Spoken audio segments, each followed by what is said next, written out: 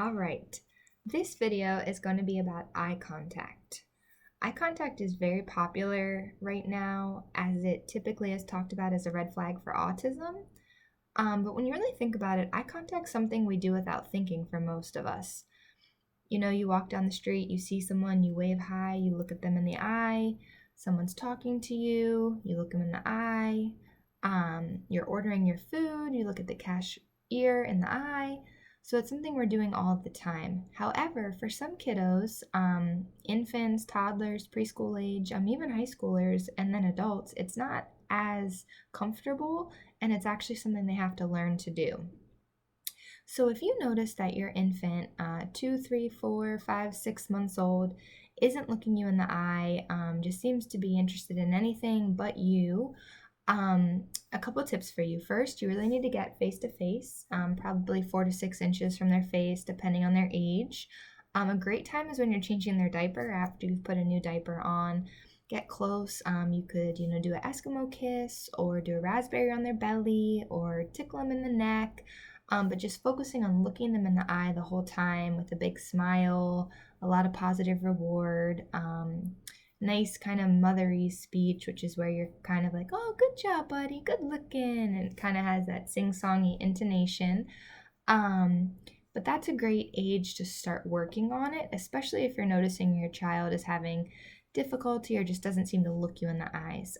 As kids get older, we work with a lot of kids that are 1 or 2 years old, 3, like I said, all the way up, who aren't looking us in the eye. So a couple things you can do. The first are bubbles. Kids love bubbles, but before you blow them, you want to wait till they look to you. So you're going to hold that wand near your mouth so they're looking at you, and then you blow those bubbles as a reward, and then wait again. Another thing you can do is just bring a toy or any item. It could also be food.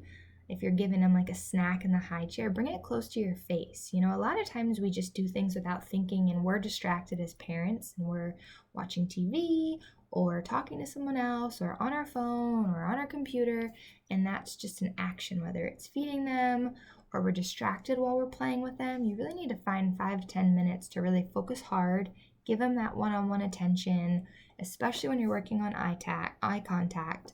But like I said, bring those items to your face, bring it near your eye.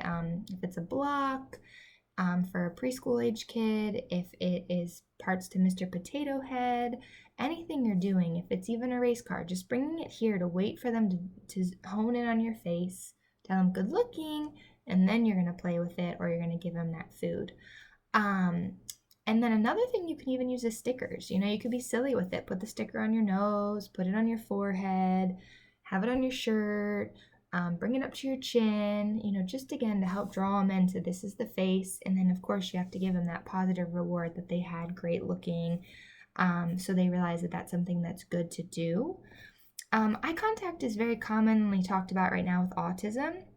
And so that's an area that we work with a lot. But it actually can also be something, some kids don't want to look at someone's face if they have a lot of fear or anger. It could be separation anxiety. They could have kind of like an attachment disorder. It could even just be culture that they've learned to not look at someone. So again, you kind of have to take in the whole scope. But if you're a parent and your kid's struggling with eye contact, you do not have to jump to thinking that they are autistic. But these are just some great tips of things that you can work on, and I hope it helps.